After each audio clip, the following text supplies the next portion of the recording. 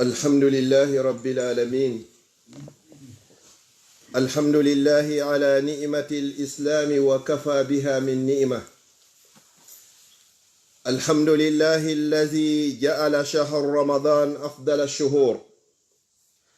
واختصه من بين الشهور بفرضية الصيام، وجعل صيامه أحد أركان الإسلام، وبشر من صامه وقامه بغفران الذنوب والآثام. وقال عليه الصلاة والسلام: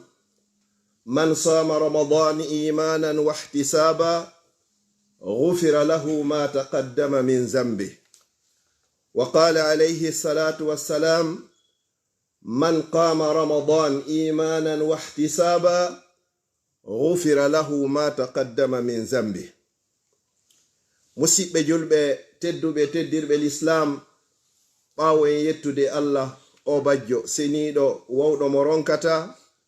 wiyeteeɗo Allah mo mara nando mo mara ɗimmo, taguɗo en waɗi en bani adam, o tagi goɗɗum o waɗi malaika, o tagi goɗɗum o waɗi jinna, o tagi goɗɗum o waɗi kulle. Ko taga kon fuu o inni o teddini bani adam, wala qad karramna bani adam. Kala teddinɗo bani adama o teddini ko Allah teddini. Kala hoynuɗo bani adama o hoyni ko Allah on teddini. Haray na neɗɗo woni ko hoyna, ko hoynuɗo woni ko hoyni hoore muɗum. Bani adama ko teddinte. Ayyan kana no woniri o no woniri. Ɓawo ɗum ɗo Allah subhanahu wa ta'ala taguli makko ɗin kadi o ɓurdindini ɗi. O tagi malaika ɓen e annora, o tagi jinnaji ɗin e yiite, o tagi bani adama on ko ɓuri e teddinde kon e loopal. Sikkugol non iblisa ka mawnintinare makko ko taga e yiite no moƴƴi ɓuri ko taga e loopal, o inni ana khairun minhu, min miɗo moƴƴi ɓuri adama. Konngol hulɓiningol nde bani adama nde mo halkowo o perda khusranu duniya wal akhira, ko tappugol ɓernde inna ko min komi wi kon ko ɗum halkuno iblisa. E nder qur'ana on fuu o waɗari bakkatuji ɗiɗi, sina ko mawnintino kon tun e hoore adam, o inni ana khairum min. Haray ko wiyete non mawnintinare ko batrul haqqi wa khamtun nas, ko salagol jaɓugol gonga ɓay ko kaarijo wowli ma ko kaari e wowli e yawitagol yimɓe ɓen. Ko ɗum ɗo iblisa woni ko heɓuno. Ɓawo ɗum ɗo kadi o ɓurdinini kadi lebbi ɗin kadi, e nder lebbi 10 ɗiɗi o inni ko lewru Suumayee ɗum ɓuri moƴƴude e lebbi ɗin fuu. Jemmaji ɗin kadi o ɓurdindini ɗi, o inni ko jemma 10 sakkitoro ɗin ka Suumayee ɓuri moƴƴude e jemmaji ɗin fuu. Ñalormaji ɗin kadi o ɓurdindini ɗi, o inni ko ñalormaji ɗin ka donkin ko ɗin ɗon ɓuri e moƴƴude. E nder jemmaji ɗin kadi o inni ko jemma laylatul qadri ɓuri e moƴƴude. E nder bani adama on ko tagi kon kadi fop o suɓi e maɓɓe annabaɓe, o waɗi e maɓɓe nelaɓe. Nelaɗo sallallahu alayhi wa sallam kadi suɓi woɓɓe, ɓe maki wo khairul quruni qarni, ko ɓuri moƴƴude e gire ɗen fuu ko nden yirde wuridude e an. Ɓe maki summa allazina yalunahum summa allazina yalunahum, hoti ɓen hikkiɓe ɗon, hoti ɓen hikkiɓe ɗon, gire ɗen tati. Kono ɓe yeggitano fi meɗen, enen wuruɓe hande jaɓi nelaɗo sallallahu alayhi wa sallam, jaɓi ko nelaɗo sallallahu alayhi wa sallam addi tawata e yi'ari ɓe. Nyande go hiɓe tolodi e sahabaɓe maɓɓe ɓen ɓe moosi mosande welo welo, weltare nde yaltiga yeeso nelaɗo sallallahu alayhi wa sallam. Ɓe maki a innay mi yi'i musiɓɓe am ɓen. Sahabaɓe fof ndariniri ndari nelaɗo sallallahu alayhi wa sallam. On say sahabaɓe wi awalasna ikhwanaka ya rasulallah, ene menen wonami musiɓɓe ma? Nelaɓe mugosi la, bal antum ashabi, onon ɗo ko on wondirɓe am. Siɓɓe am ɓen tigi ko ɓen gomɓinoya e ɓelan konko mi addi hara ɓe yi'ari lan. Wo moƴƴere wotere ko goto e maɓɓe waɗoyi, jaɓi qur'ani, jaɓi lan ko mi addi e sunna an on kon fof, hino si sendanama on ɗo on 90 ono yimɓe Madina yonayi ɗon. Sahabaɓe maki 90 e maɓɓe, nelaɗo sallallahu alaihi wasallam maki 90 e meɗen e moɗon ɗo. Mi toriki Allah yo Allah waɗu en e ɓeɗo. Ɓawo ɗum ɗo musidɓe julɓe teddude, hande ko jumare, hara wona sifa jumaje wowuɗe ɗe, jumare sakkitorde denni e nder sabbordu Suumayee. Nde ɗo nde yehi ko nde artata ila yawmil qiyama woɓɓe juuluno juma yontere hande nini ɓe laatike fure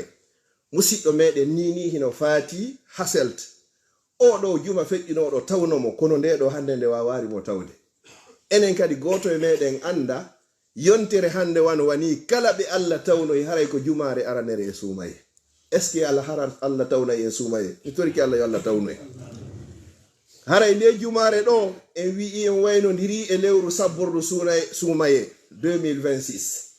yo Allah taw harandu yaada ni en ko ɓuri e moƴƴude haray ko e nder ndu lewru ɗo golleji ɗin fof ɓantete naɓe ka Allah subhanahu wa ta'ala mo beeyo hasbu hoore mum ko moƴƴere honɗum ko waɗɗa e nder ndu lewru a heɓi balɗe jelu hoorade nelaɗo no hoorayno feccere mayru an a heɓi jelu kono goɗɗo watta muhasabatu nafs hasbirta hoore muɗum joni noon Suumayee hino arde Suumayee Allah waɗi ndu lewru ɓuri moƴƴude e lebbi ɗin fof nelaɗo sallallahu alaihi wasallam Allah farli e nduɗo haray horugol en mara lewru hooretenu ndu fof mayru timma haray si wona Suumayee o waɗi lewru Suumayee ko woturu e tugale l'islamu ɗen joyi tugale l'islamu ɗen ko ɗe joyi naya ɓangal ko sawmu Ramadan horugol lewru Suumayee nelaɗo sallallahu alaihi wasallam ɓe maki man sama Ramadan kala on horuɗo lewru Suumayee imanan wondude e gomɗinal ida gomɗini ko Allah inni ya huru wahtisaban hara ko ɗaɓɓugol kadi moƴƴere nden ka Allah hiɗa felliti ha Allah yoɓoyte wo hufira lahu ma taqaddama min zambi Allah yafotoma dendangal bakkatuji ko ardinɗa kon sina hara ko haqqe goɗɗo siko haqqe goɗɗo ko be jonnitamo haqqe makko on wona fiya hoori ton ɓe inni wo haqqullahi yu'fa wa haqqul ibadi la yu'fa sa waɗi moƴƴereji ɗin bakkatu ko waɗɗa kon fopp hakkunde ma an e subhanahu wa ta'ala o yafotoma amma ko waɗɗa jiyaɓe makko ɓen ko be jonnitaɓe si tawi a tuuñu goɗɗo natta ko jonnitoyamo si tawi a ño'umo yaha toroɗamo yaafuye ka joɗinoɗa bonnuɗa inde makko nen jottoyoɗa ɗon kadi moƴƴintinande si tawi ko goɗɗum joganiɗamo natta jonnitamo sa fini hoore makko yaafinoɗa e makko o yaafinigema haray gasi amma ko wonɗa juulude horude hajjude mema haqqeji goɗɗo ɗi si goɗɗo yani shahid hara ko yanɗo shahid oɗo kono warira noon ka shahid ɗon ko noon o naadiroyte aljanna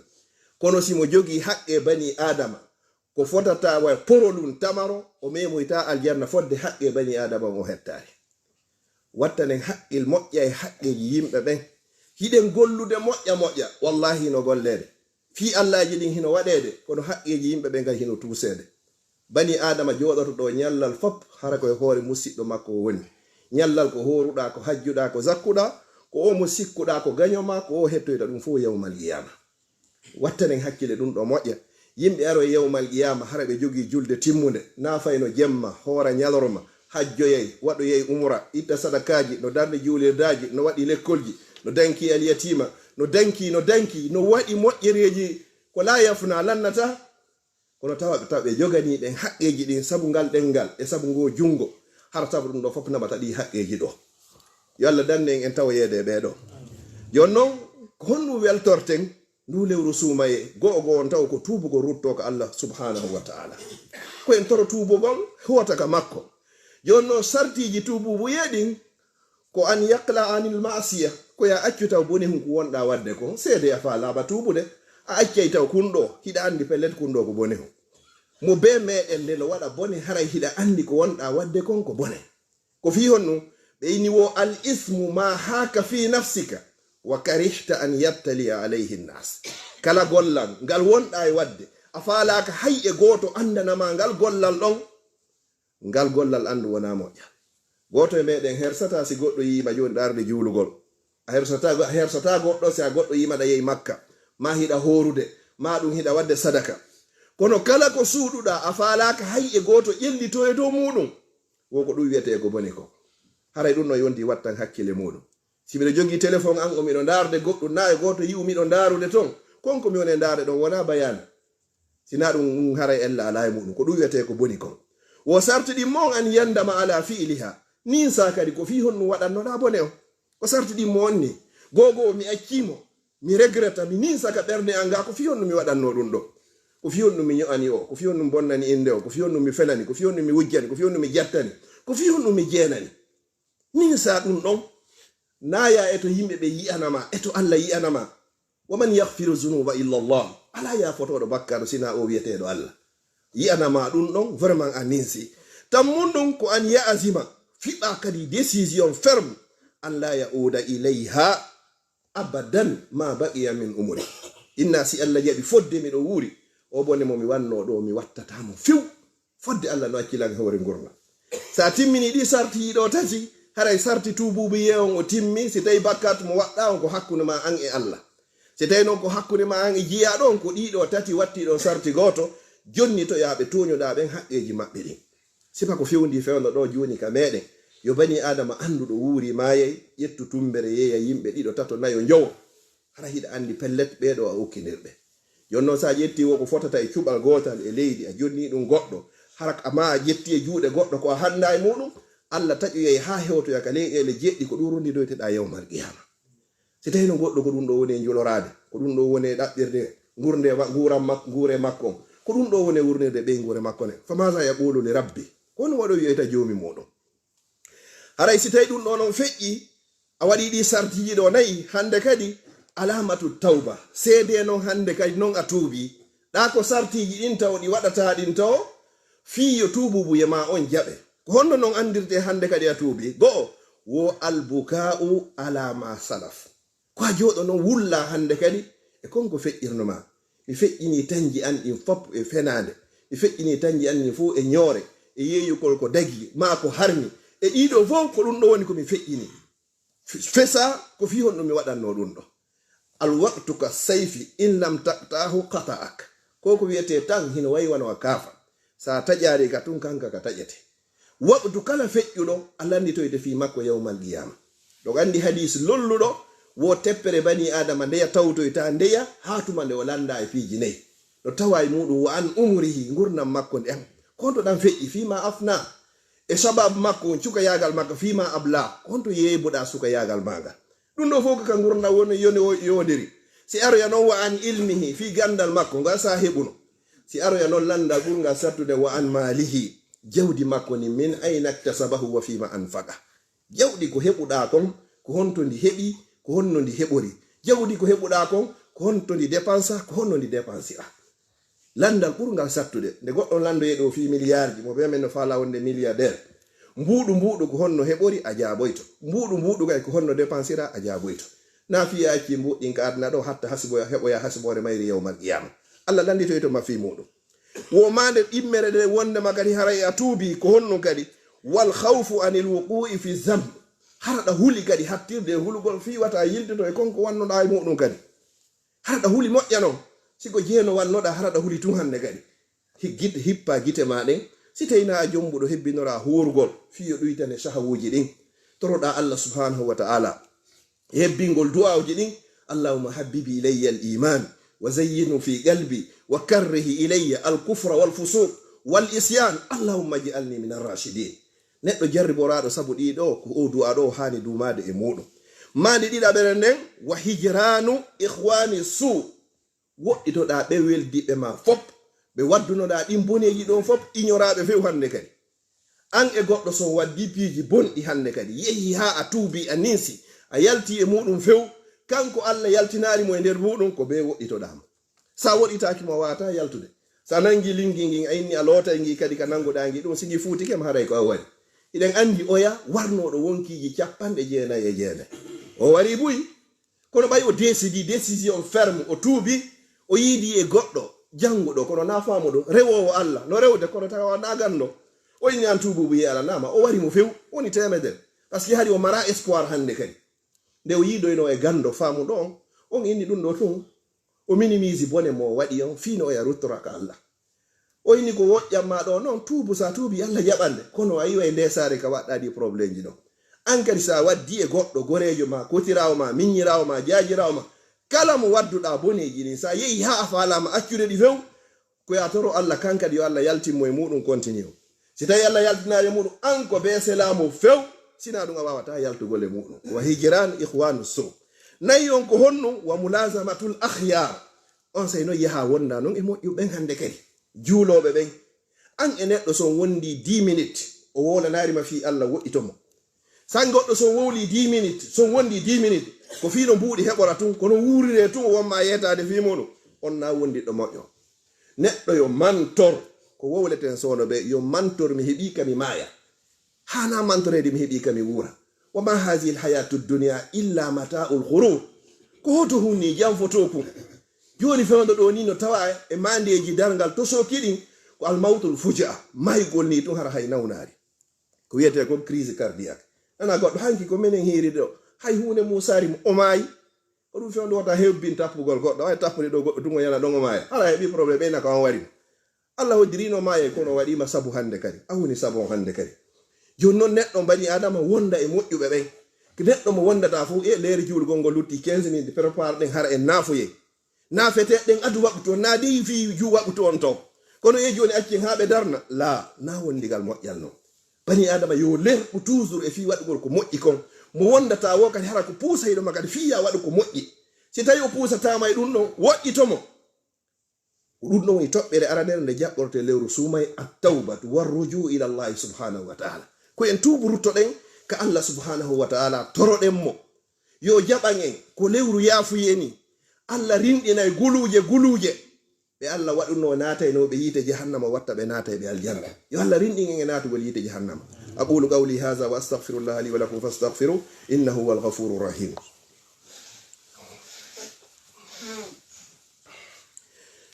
alhamdulillahi rabbil alamin alhamdulillahi allazi bi ni'matihi tatimmu salihat amma ba'du ayyuhal muslimun kayfa nastaqbilu shahr ramadanul mubarak jonnon ko toɓɓe honɗum e honɗum jaɓɓorte ndu lewru Suumayee oyni awalan ko al isti'anatu billah ko en wallinor Allah innen allahumma ballighna ramadan Allah men torikima tawnum e lewru Suumayee ko kanko petto wawi en tawnugol o musidɗo meɗen fatiɗo ɗo ha selt o torino Allah kon tawi Allah muyanari mo Suumayee on tawa en enen kadi ɗo no gasa alarba arowo haray le 19 ma le 18 haray ko go'o Suumayee ko Allah toroto e yo tawnu en ko kanko fewtata taw ko ɗum woni goɗum non wo ɗiɗi wo at-tawbatu sadiqa ko tububu ye laaɓuɗo inna Suumayee feƴƴunoɗo mi welsinino moƴƴa noon mi waɗano Suumayee on no hanirno non kono hikka ɗo bi isnillahi taala si Allah jaɓi waɗay ɓuri komi waɗno kon hara waɗi programme ko laabiru tippinta Qur'an a waɗi programme ma ko ngelo huntinta a waɗi programme ma on naafugol ngol a waɗi programme ma on ittugol sadaka a waɗi programme ma yahugol umra a waɗi programme ma waɗugol itikaf a waɗi programme ma waɗugol istighfar a waɗi programme ma on kala nde salminɗa subaka a jottoto ɗon ha juula wallu ha siyalta hara ɗiɗo ɗo ka programme ma ka asandama siko a gollowo inna mi ƴetta hay sey ko balɗe 10 sakkitoroɗen ka golle fiyo mi waɗu dewal inchallah paykoy koy ɓe heɓay ñande ɓe hay say ko sengo woto qur'an janngango inchallah mi yetoto fayɓe ɓen kadi mi ekkitaɓe ko honno horirte mi findinaɓe min juuli doya subaka on inchallah ko ɗiɗo programme ji goɗɗo watta ko ɗum ɗo woni aranum on ko al isti'anatu billah wa tawbatu sadiqa wo tati on ko al musalaha ko moƴƴintingol hakkunde ma e kala mo haɓiduɗa sabu teddugol ndu lewru Suumayee hiɗa andi an e goɗɗo hiɗon haɓiɗi hay si tawi ko sabu teddugol ndu lewru ɗo ko ya eto moƴƴintinon nayi on attahallulu min al mazalim ko nattugol kala tooñe ɗe toñunoɗa yimɓe ɓe mi fillito kadi kala moƴƴereji ko waɗɗa e nder lewru Suumayee ɗin moƴƴereji ɗo wawama yafate bakkatu mo joganiɗa goɗɗo toñe ko tuñuɗa goɗɗo ko ñu'uɗa goɗɗo ko fenuɗa e hoore goɗɗo ko bonnuɗa inde goɗɗo yahoyta ko ɗin moƴƴereji ƴettoyte o jonno yes tawi a yafinaki e makko ko adi a mayde wo jowi on ko birrul walidayni ko ɗiggalngol nene baba ka lewru Suumayee ɗo si Allah jaɓi ɓe ñamay ɓe huntora neme timmuɗo ɓe ma porta hay e hunde ɓe heɓay coñci inchallah ɓe soñjotako hay e hunde watta goɗɗum e hoore ko wonɗa wadde kon si tawi ko e million naɓananayɗa ɓe dubla si tawi ko e million waɗa 2 ɗum ɗo fi kamɓe kadi ɓe so'u Suumayee hewti ɓiɗɗo maɓɓe on waɗama barke woni hanya yo Allah dandu goɗɗo e meɗen mawɗo muɗum weelade e nder lewru Suumayee hara hiɗa jogii feere wo jeego on wo silatu rahim jokkugol enɗan ko noddugol ɓe humi e jam ene naɓana ɓe sunna katiji nene e baba e bappa e yaaye e kawu e koto e keyna e karamo ko ɓen fof naɓana ɓe sunna katiji e kawtal ngal e musidal ngal e bolonda on e tolodal ngal no wawonde haranga jogaki feere kono organise ha hara musidal ma e bolondama fuu mo be wawa heɓugol sunna kadi si ɗum non feƴƴi honde kadi jeɗɗi on ka niyatu sadiga wonɗa niya ma on laaɓa puy ala horirde fi wata ala jiyenda ine jaka kaari hay o horata ko anniye laaɓuɗo ɓayne laaɗo sa sallam maki innamal amalu ko binniyat golleji ɗin fof ko ƴettirte ko sabu anniye o ngal dewal wona ngal waɗe ɗo non ko dewal mawnugal e dewe ɗen fof sabu na dewe luttuɗen fof Allah no itti malaikaɓe ko windata baraji muɗum sina ko korka laaɗo sa sallam e maki hadisul qudusi ɓe inni wo assawmu li wa ana ajizi bihi kullu amal ibnu adama lahu illa sawm kala gollal ko wonɗen golde kon fof haray ɗum ɗo bani adama on jeyi sina korka kalko ko Allah jeyi ko kanko bet woni yoɓata ɗum ɗo horirali wajhi llahi kadi laɓɓina anniye ma on fof fi horgol ngol ko fi heɓugol baraji ɗin ka Allah subhanahu wa ta'ala si tawi ɗum ɗon feƴƴi ko alqiyam ko ya naafu ɓeyni o man gama ramadan kala naafuɗo lewru Suumayee ndun ɗon hufira lahu ma taqaddama min zambi Allah yafutama dennagal bakkatu ma ko ardilda no wodi garama koɓe go ɓe ittita hay hunde bakkatu janɗi fanni wo Allah yafoto fof si wona haqqeji yimɓe ɓen haqqeji yimɓe ɓen tawaka e ɗum ɗon de wattanen hakkille kala jogiiɗo haqqe goɗɗo eto o hetta ka adnaga adi yawmal qiyama sina ɗum ko moƴƴere ma nde moɓoyte yawmal qiyamati o jonnite si ɗum ɗon feƴƴi ko wonnu kadi a sadaka ko hebbingol ittugol sadaka wona yayni ko be o ɗuuɗa hay say ko tamarore wotere lerɗa hande kadi kala mo yiwɗa etoɗa haara ko ngel ma woni ko taƴiri wata kontuji men ɗin heewi Suumayee yaha hara han joni hiɗi heewi yo kontuji men ɗi won vide ka moƴƴere nde Suumayee no yaha hara ɗi heewi sabu ɗuuɗugol moƴƴere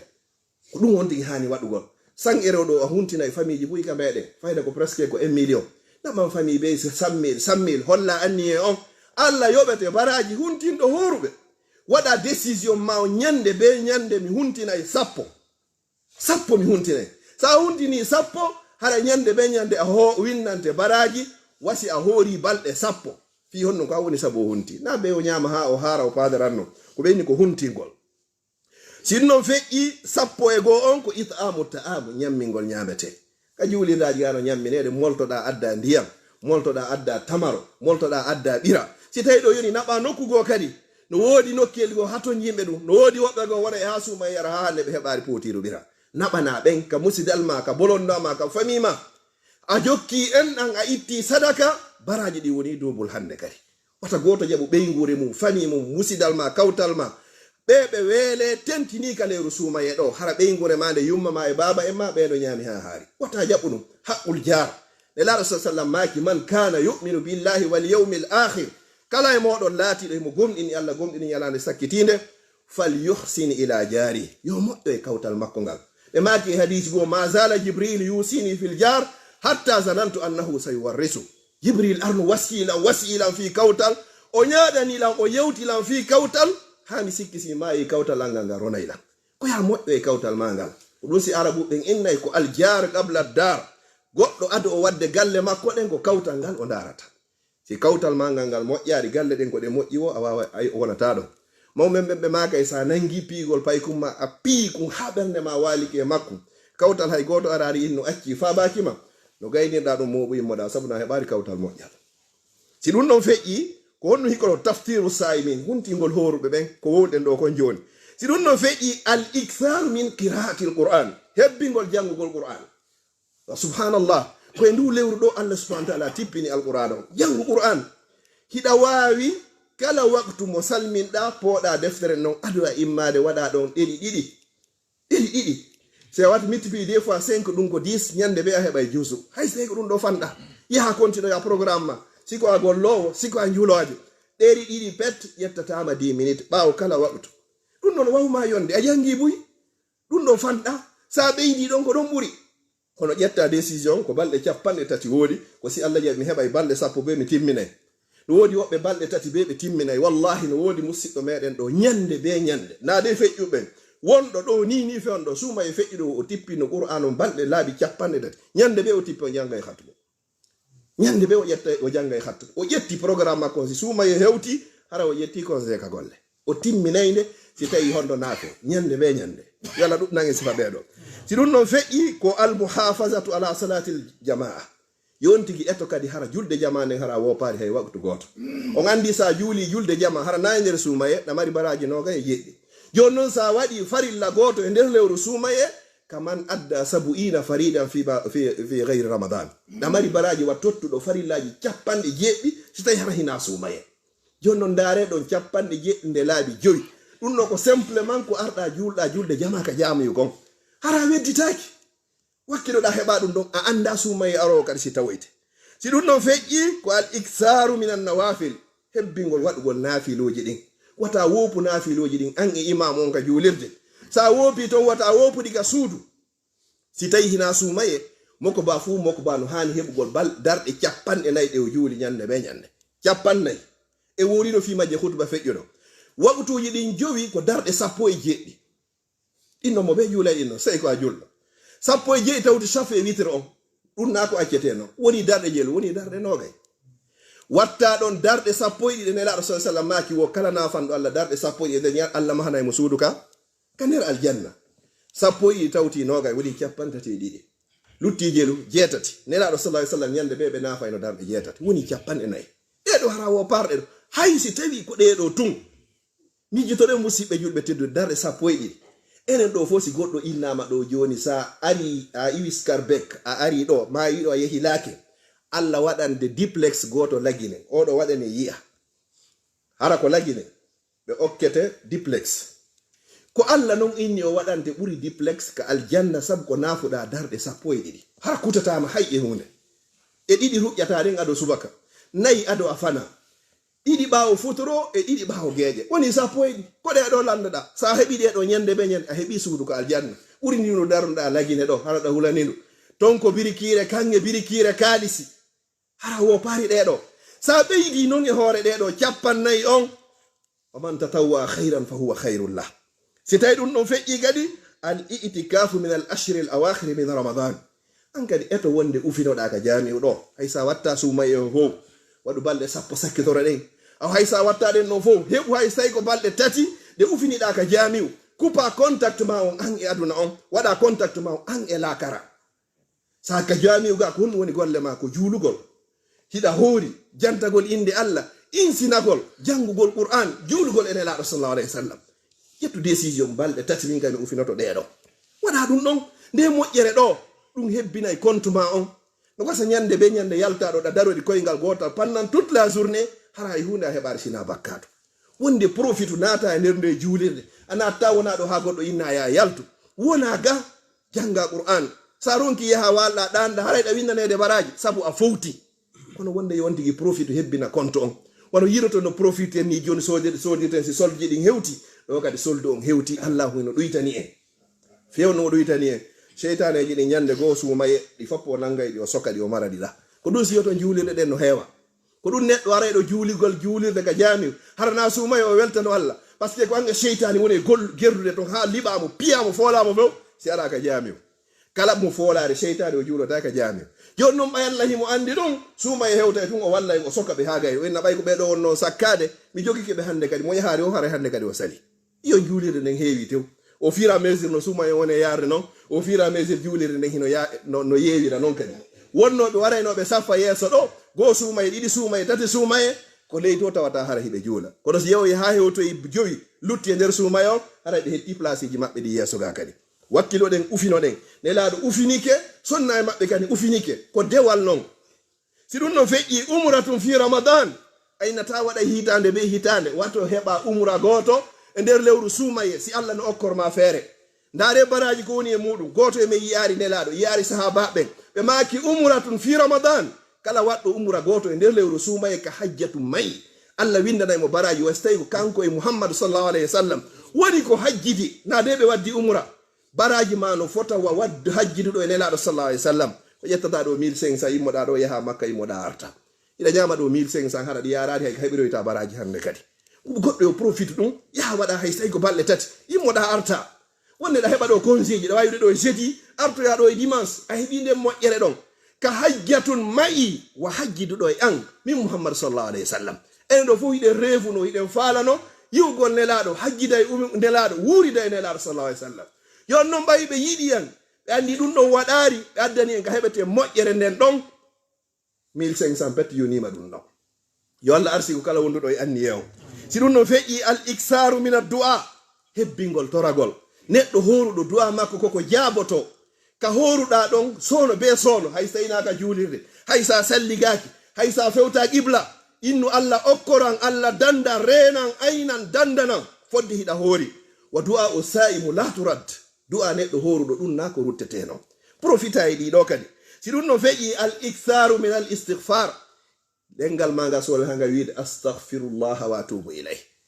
astaghfirullah wa atubu ilay nelaɗo sallallahu alaihi wasallam yafa ɗon tawata o mara bakka to hay hunde ɓe waɗani ɗo ɓuri laabi 90 e jonde wotere si ɗum ɗon feƴƴi ko al iktharu min al zikr hebbine jantagol inde Allah askarji ɗin hiɗi ɗuuɗi mo wawɗa o eto waɗa ɗin non tentini astaghfirullah wa atubu ilay laabi temedere da julɗo ronku ɗum subhanallahi wa bihamdihi ne laabi temedere wata ronku ɗum la ilaha illa Allah wahdahu la sharika lah lahul mulku wa lahul hamdu wa huwa ala kulli shay'in qadir laabi temedere ko ɗo mi darnida khutban on feƴƴiti moƴƴa o du'a mum yewti on ɗo la ilaha illa Allah wahdahu la sharika lah lahul mulku wa lahul hamdu wa huwa ala kulli shay'in qadir mi wanna on issa makko karamo kojo go yahuno mocci goɗɗo tawi mo wondi e jinna o mocci mo ha jinnaru ndum présenti ndu wowli o inni mi ala yaltude o karamo ko yoni ko be yalta e makko karamo ko jon o inni ko be yalta ndu inni ndu yaltata o mocci mo ha ndu inni a joni mi yalta e kono sarti goto si mi yalti e makko ko e mami natata karamo ko jon inni ko sadi makko tuuli da wawi arde be haldi dun no jinnaru ndu yalti o inni yo nato e karamo ko jon ndu wawari on sa ndu inni mi wawata natu golle ma jonno mi yalti o ya karamo ko jon inni ko fi honno o inni wo hande bimbi ado nangi ngen fuduno a wadno la ilaha illa Allah wahdahu la sharika lahu lahul mulku wa lahul hamdu wa ala kulli shay'in qadir laabi temedere mi wawata natu be ma jonno musibbe ko huleten ko nyanne e jinne e mbila ko dum hatta wadadi do ado nangi ngen fudude eto wada odo nelaado sallallahu wa khairu ma qultu ana wan nabiyuna min qabli ko buri mbojjude ko mi wowli kon fo min e annabaabe adi be lamme fo ko la ilaha illa Allah e o du'a do wa du'a wa khairu du'a yawm arafa ko du'a ɓurɗo moƴƴude waɗa ɗo ñalande arafa kadi ko oɗo la ilaha illa Allah wahdahu la sharika lah lahul mulku wa lahul hamdu wa huwa ala kulli shay'in qadir mi toriki Allah subhanahu wa ta'ala yo Allah okke battane moƴƴo mi toriki Allah yo Allah tawni